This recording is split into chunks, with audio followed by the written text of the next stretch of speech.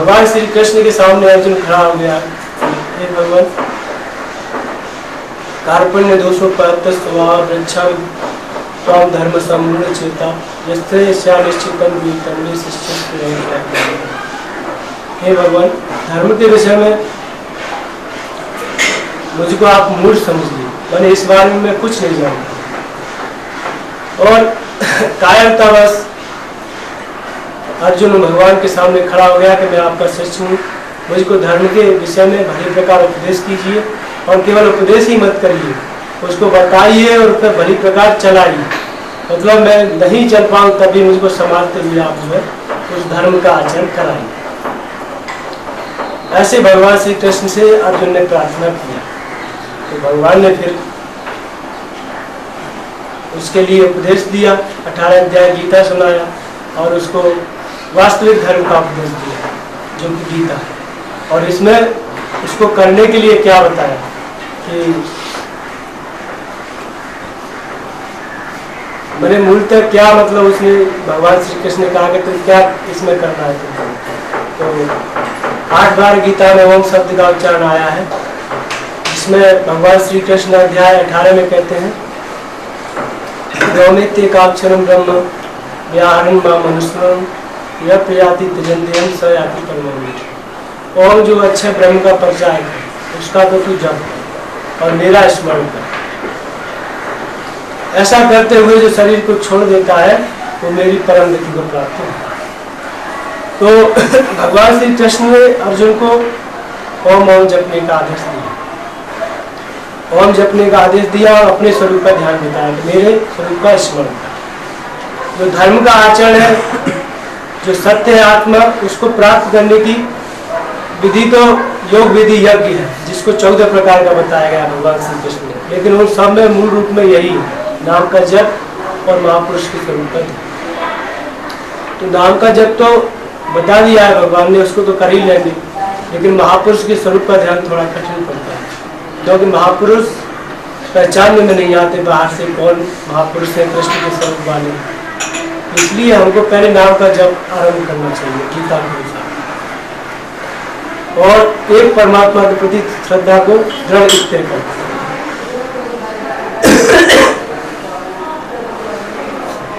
गीता का सबसे प्रमुख सिद्धांत है कि आत्मा ही सत्य है और उस सत्य के प्रति हमें श्रद्धा को स्थिर करना। इसी बात को भगवान अध्याय 18 में दोबारा फिर अर्जुन से कहते हैं कि अर्जुन ईश्वर कहाँ रहता है, उसका निवास स्थल कहाँ, भगवान कहाँ रहता है आप भी पता करें। तो भगवान श्री कृष्ण कहते हैं कि ईश्वर सर्वभूतानां हृदय देशे तिष्ठति और ब्रह्मण सर्वभूतानि यंत्र। ईश्वर संपूर्ण भूत प्राणियों के हृदय देश में निवास करता है। हृदय देश का मतलब होता है हमारे आपके अंतःकरण में, मन बुद्धि चित्त अहंकार, इसके अंतर ईश्वर निवास करता है। तब लोग उसको इतना समीपे हर किसी व्यक्ति के अंतराल में, फिर भी हम लोग उसको क्यों नहीं चल पाते। तो कहते हैं भगवान के माया रूपी यंत्र में आरूढ़ होकर के लोग ब्रह्मवश भटकते रहते हैं, ये देवता वो देवता कहीं न कहीं उलझे रहते हैं और हृदय वाले भगवान के लिए समय नहीं होता। मान लिया जाए भगवान श्री कृष्ण का आदेश हमने मान लिया, गीता में जो लिखा है उसको स्वीकार कर लिया और सब जगह से श्रद्धा समेट के अपने हृदय स्थित ईश्वर की शरण में हम चले ही गए, तो उससे क्या लाभ। तो कहते हैं कि तमेव शरणम गच्छ सर्वभावेन भारत तत्प्रसादात् परम शांति स्थान। अगर संपूर्ण भावों से हम हृदय स्थित ईश्वर की शरण में जाते हैं तो उसके कृपा प्रसाद से हमको परम शांति प्राप्त होगी। भगवान श्री कृष्ण कहते हैं कि हृदय स्थित ईश्वर की शरण में अगर हम जाते हैं तो स्थान प्राप्त थी शास्त्र, परम शांति प्राप्त होगी और वो स्थान प्राप्त कर लेंगे जो शाश्वत है और शांति। हम लोगों को क्या चाहिए, शांति चाहिए, सुख चाहिए, शाश्वत स्थान चाहिए, यही तो हमारी कामना है, अंतिम में यही कामना है। उसको प्राप्त करने के लिए हमको अपने ही हृदय स्थित ईश्वर की शरण में जाना चाहिए। लेकिन हृदय स्थित ईश्वर की शरण में जाने का विधान है, इसको स्पष्ट करते हुए भगवान श्री कृष्ण आगे कहते हैं कि अर्जुन नहीं मन मना मद भक्तो मध्याजी माम नमस्कुरु मामे वैश्यति सत्यम ते प्रति जाने की तू मेरे में मन वाला हो, मेरे में श्रद्धा को स्थिर कर, मेरे को नमन कर और तू मेरी शरण में सर्व धर्म प्रकाशम मामिकम शरण। तू संपूर्ण भावों को छोड़ करके, सब जगह से सभी धर्मों की चिंता छोड़ करके मेरी शरण में। भगवान श्री कृष्ण यह दो बात कहते हैं। एक तो पहले अर्जुन से कहा कि अर्जुन ईश्वर तुम्हारे हृदय में, उसकी शरण जाओ। फिर कहते हैं कि नहीं अर्जुन मेरी शरण में आओ। वास्तव में महापुरुष क्या कहना चाहते हैं? अब हमें भी एक संदेह होता है कि हृदय स्थित ईश्वर की शरण में जाए या बाहर से जो कृष्ण खड़े हैं उनकी शरण में। तो वास्तव में अगर हमको हृदय स्थित ईश्वर को प्राप्त करना है, जो अंतर्यामी आत्मा है, सत्य है, सनातन है, जो धर्म है, उसको प्राप्त करना है, तो हमें बाहर जो शरीर से महापुरुष खड़े हैं उनकी शरण में जाना। अब प्रश्न उठता है, वहां भी कह दिया भगवान श्री कृष्ण ने अध्याय 18 में, तू ओम का जप कर और मेरा ध्यान कर तो परम गति को प्राप्त करेगा। यहाँ भी कहते हैं कि ईश्वर हृदय में रहता है, लेकिन हृदय स्थित ईश्वर की प्राप्ति के लिए मेरी शरण यानी तत्व स्थित महापुरुष की शरण जाना पड़ेगा। अब तत्वदर्शी महापुरुष कैसे मिलेगा और उनको कैसे पहचान है कि किस तरह के हैं, मतलब कैसे उनकी जानकारी मिली, क्योंकि उनके पास में जाए बिना धर्म का रास्ता भी हमको नहीं मिलेगा। तो इसके लिए हमको पहले हृदय स्थित ईश्वर के प्रति श्रद्धा स्थिर करना पड़ेगा।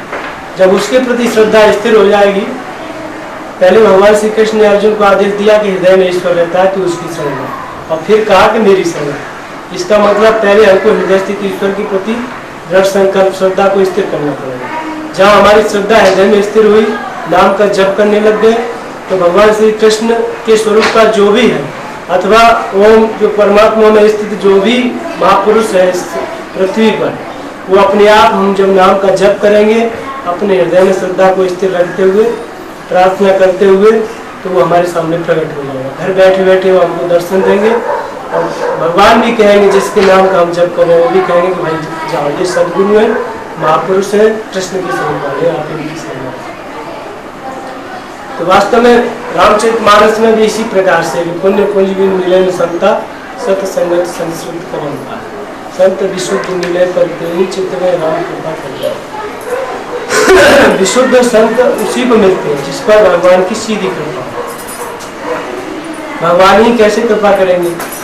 कहते हैं मन क्रम वचन छाड़ चतुराई और भजत कृपा कर यह बनाए। मन क्रम वचन से चतुराई छाड़ करके एकमात्र परमात्मा का राम का भजन करते हैं, तो वे हमको कृपा करेंगे और कृपा करके विशुद्ध संत हमको बता देंगे, हमारे अनुभव में आकर कह देंगे वहाँ पर विशुद्ध संत है।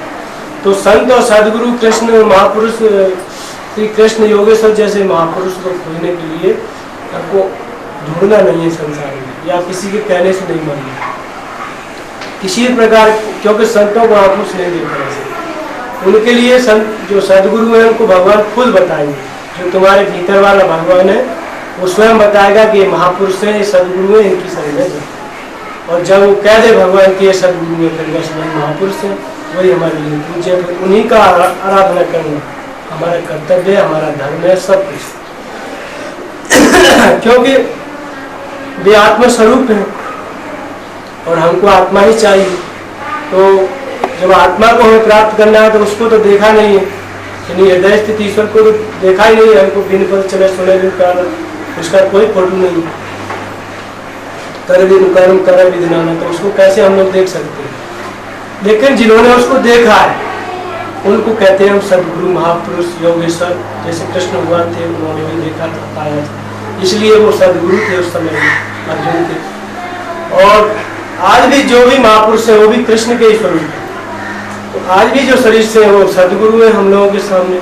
तो जो हृदय स्थित ईश्वर है, जो देखने में सुनने में नहीं आने वाला, जिसका गुण हमारे भीतर प्रकट नहीं है, उसको प्रकट करने के लिए जो सगुण रूप में महापुरुष है, हमको उन्हीं के पास जाना पड़ेगा। और उनके पास जाने के लिए किसी से सुनकर नहीं जाएंगे, जो उनका आदेश है, जो गीता में लिखा हुआ है, बस उसी का पालन हम करें, नाम का जप करें। वे जहां भी होंगे हमारे सामने प्रकट हो जाएंगे। और जब प्रकट हो जाएंगे तो सदगुरु मिले जाए जिन संशय भ्रम समुदाय, घूम जीव सदगुरु रहे गए से।